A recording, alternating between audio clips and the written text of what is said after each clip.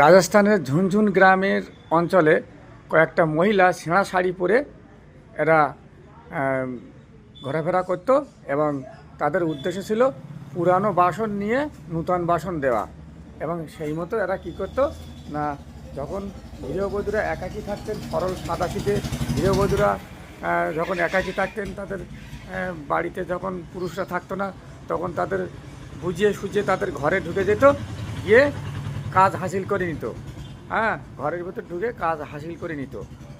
সেই কাজগুলো কী কাজ আপনারা জানলে আটকে উঠবেন। এবং এরা চতুর্থ জায়গায় ছড়িয়ে গেছে, সম্ভবত অন্য অন্য রাজ্যেও ছড়িয়ে গেছে, পুলিশ এদের খুঁজছে।